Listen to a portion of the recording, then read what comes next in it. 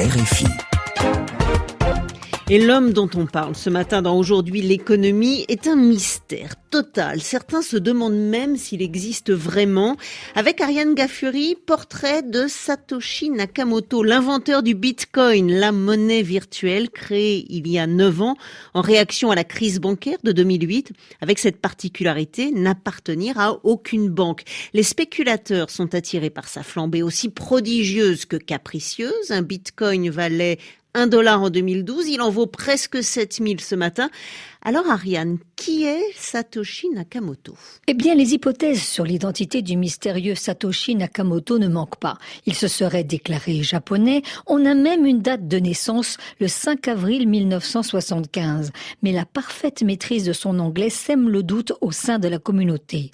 Certains l'imaginent multimilliardaire, anglais, australien peut-être, peu importe, selon Jacques Favier, co-auteur du livre Bitcoin, monnaie encéphale aux éditions CNRS. Ce qui est important dans Satoshi Nakamoto, c'est justement cette occultation. C'est-à-dire que dans la vie de la communauté Bitcoin, le père est absent. Les Bitcoiners sont un peu condamnés à être frères d'eux parce qu'ils n'ont pas de père, ils n'ont pas de pontife, ils n'ont pas de grand chef vers qui se tourner.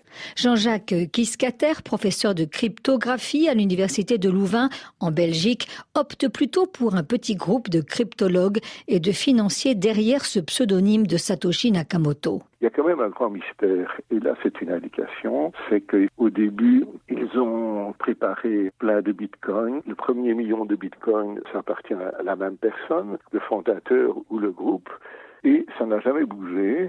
C'est très curieux. Vraisemblablement, ils se sont méfiés l'un de l'autre, et aujourd'hui, il n'y a plus personne qui a accès à ces bitcoins. Donc c'est perdu. Quel drame, hein ? Il y a un ou des inconnus désintéressés, disparus peut-être, victimes de leur invention. Ariane, en fait, tout a commencé par un livre blanc rédigé en 2008. Oui, un recueil de 9 pages dans lequel Satoshi Nakamoto donne les clés de la fabrication du Bitcoin. Jacques Favier, historien et spécialiste du Bitcoin. Ce qu'on peut voir, c'est qu'il a des ancêtres. C'est-à-dire que dans ce que Satoshi nous livre, dans son white paper, c'est un assemblage génial de choses qui presque toutes préexistaient. Souvent, on le décrit comme l'inventeur du Bitcoin. Oui, il est l'inventeur au sens où on dit inventer un trésor. Il a découvert une façon d'agencer 5-6 inventions préexistantes qui répondent à tous les problèmes que tous ses prédécesseurs avaient approchés et n'avaient résolus que partiellement. Satoshi Nakamoto, c'est en effet le seul à avoir résolu le problème que posait la monnaie électronique, la fraude à la double dépense. Son génie est en effet d'avoir inventé la blockchain. C'est un grand livre de comptes informatiques qui sécurise et rend infalsifiable chaque transaction, depuis la première en 2009 jusqu'à celle qui a lieu en ce moment même.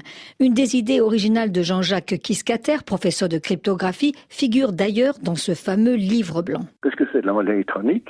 C'est une chaîne de caractères, c'est l'abstraction, disons, de cette chaîne qui est un bitcoin ou une monnaie, mais il peut y avoir 36 copies et bien sûr l'idée est qu'on puisse le dépenser qu'une seule fois et pas 2 ou 3 fois. Et ici, lui, il a trouvé, en utilisant la blockchain, effectivement une solution pour éviter la double dépense. L'homme, même inconnu, et son invention, le bitcoin suscite les passions des spéculateurs et même des musiciens comme John Barrett dans son ode à Satoshi. Well, Satoshi Nakamoto, that's a name I love to say. And we don't know much about him, but he came to save the day. When he wrote about the way things are and the way things ought to be, he gave us all a protocol this world had never seen. A Bitcoin as you're going into the old blockchain. Ariane Ghaffuri pour ce portrait de Satoshi Nakamoto sur RFI.fr.